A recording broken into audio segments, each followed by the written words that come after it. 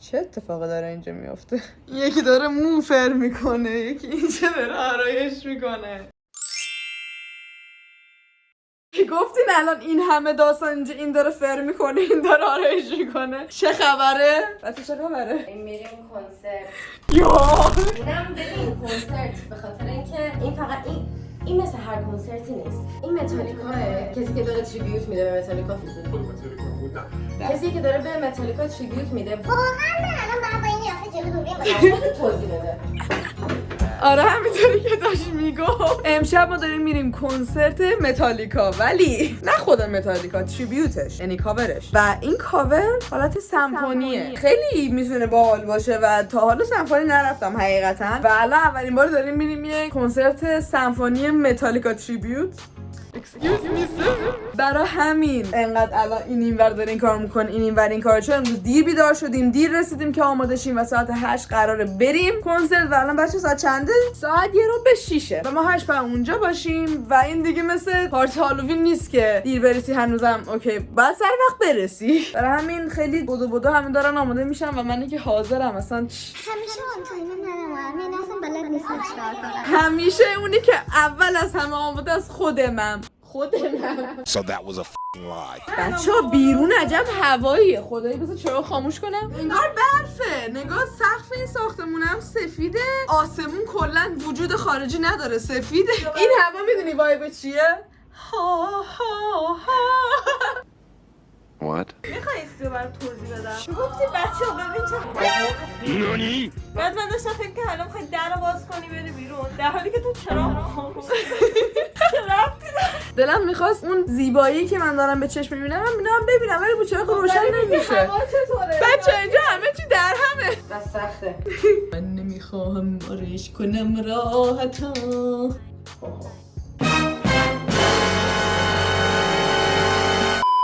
بچه ها برق خونه رفت و کیمیا هنوز حاضر نشده. ببین نکن حالا زشتی الان تو اینو نمیذاری تو یوتیوب. ببین من نه آبیوی گفتن شرفی گفتن آبیو گفتم برنده. ما با این برق رفتگی باید بریم تا پایین و 7 طبقه است. چه ربطی داره؟ بریم که رفته باشیم. بچه ها ما زدیم بیرون فقط خیلی بارون شدیده و من حتی معلوم نیستم مثلا تو دور نور اینجا خب معلومه وضعیت خیلی بده. ما تو راهیم داریم میرسیم میبینمتون. Eventually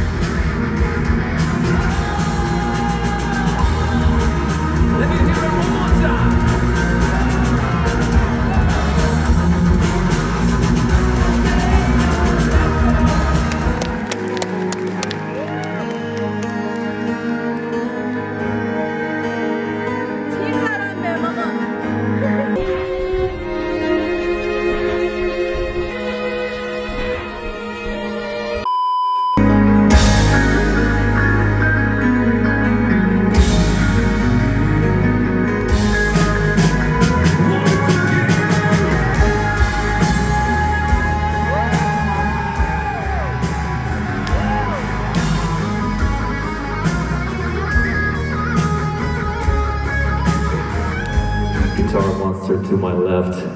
This is Chris. Make some noise for him. Come on!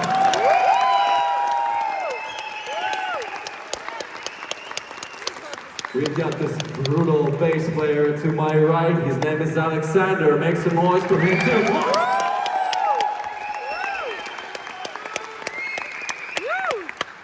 Behind the drums right here and behind all the symphony music, all the symphony scores that you hear tonight, here's Andrew, my friend for 15 years. Make some noise for Andrew. Come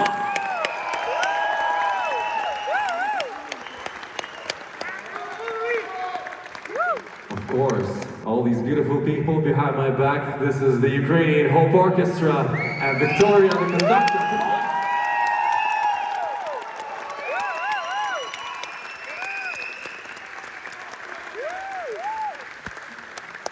And of course, last but not least, right there, up there behind the mixing console, there's our sound guy and all of his technical crew. His name is Oleg. Let's make some noise for all of them. Come on!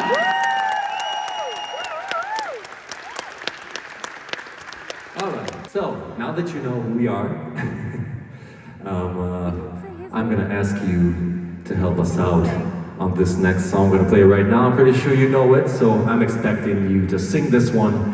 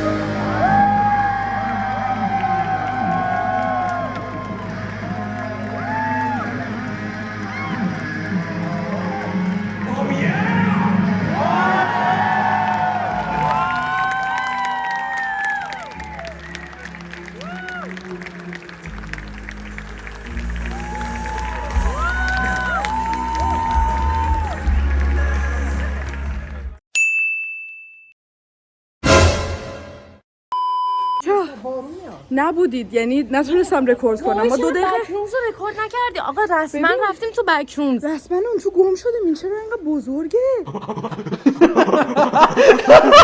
حاجی پشمام. الان میبینی نفس وزن کل اونجا رو ما دویدیم. بابا هی میدویدیم هی ادامه داشت. میدونم ساختمون بزرگیه ولی چه ورزشه. الان این تو بودیم و الان اومدیم این بیرون که واو واقعا صحنه ترسناک بود و کاش رکوردش میکردم که شما هم ببینید، ولی مردم و زنده شدیم. الان اومدیم اینجا که خیلی تاریک زیاد معلوم نی و منظره لذت ببریم. خیلی هوا خوبه.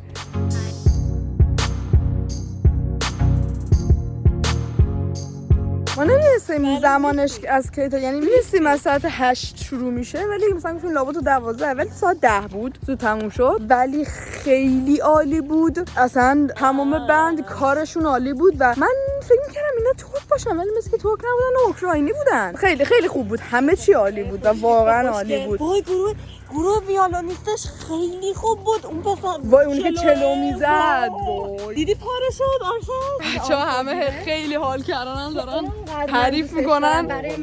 عالی بود واقعا عالی. توی مثلا سبکای موسیقی و اینا زیاد نیستم تو این سبکه. این بهترین تجربه زندگیم بود. واقعا به جرئت میتونم بگم. زبونو میفهمن و مثلا باهاش بیشتر میتونن دقیقاً چقدر ما تاریکیم. واقعا عالی بود و امیدوارم این روز بتونیم کنسرت واقعی متالیکا رو بریم و میرسه اون روز که میریم و با هم میریم، با شما میریم، میبرمتون. Some time later. بچه‌ها ما دیگه رسیدیم خونه، داریم میریم. اینم از کنسرت متالیکا سمفونی. تنها فرقش با اصلش به قول کیمیا اینه که اعضای بند خودشون نبودن، یعنی فقط همین. همه چیش عالی، همه چیش پرفکت، واقعا عالی بود. خیلی خسته شدم، خیلی حال داد. خیلی جاهاشو حتی نتونستم رکورد کنم چون واقعا دیگه نمیتونستم گوشی دستم بگیرم، فقط داشتم هد میزدم و فقط داشتم بالا پایین میپریدم و اینجوری بود که دیگه نتونستم گوشی دستم بگیرم رکورد کنم و کسی هم نبود که بتونه ازمون رکورد کنه که همه با هم داشتیم. برای همین خیلی چیزاشو نتونستم بگیرم رکورد کنم، ولی چیزایی که تونستم رکورد کردم. واسه که مرسی که این ویدیو رو دیدین و برام خوشتون اومده باشه. ما که خیلی خوشمون اومد، نه؟ یعنی محمد خیلی محمد.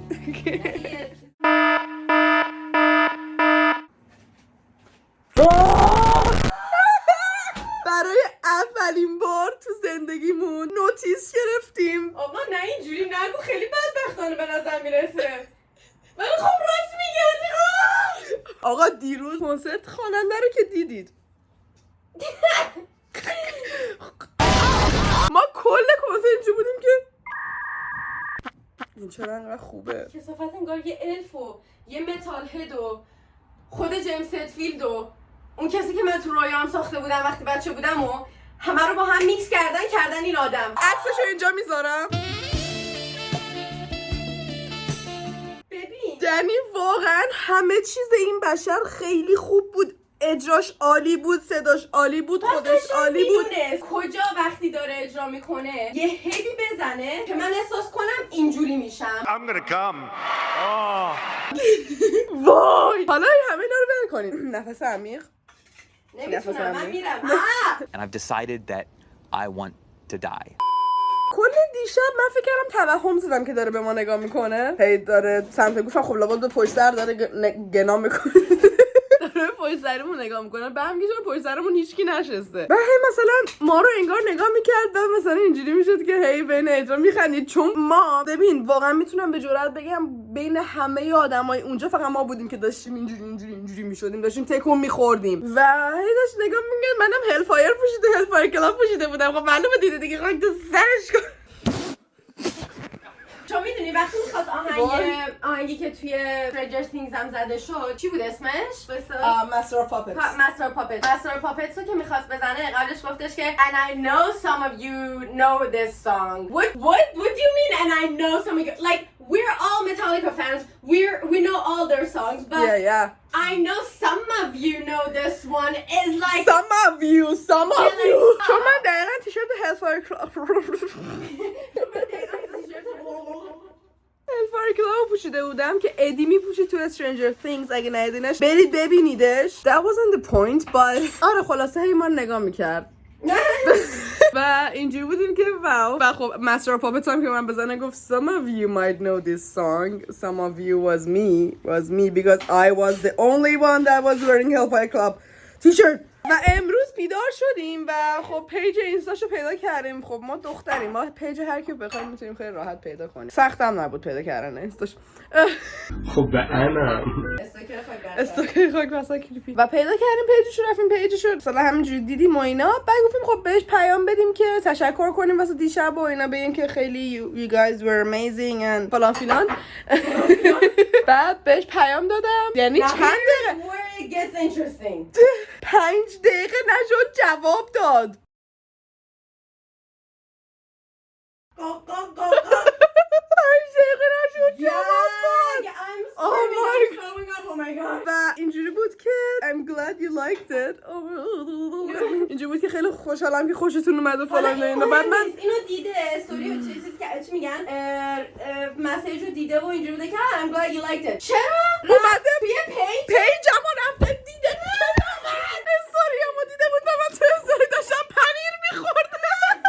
این استوریه بود. قبل اینکه اون استوری تگ کردن اون کنسرت و اینا رو بذاری استوری تو دیده بود. دقیقاً. پس یعنی فقط مسیج رو دیده بود، رفته و پیجتو چک کرده و بعدش هم خب تگ شده بود. این بده. این باعث میشه من خیال پردازی کنم. این باعث میشه من شروع کنم فن فیکشن بنویسم.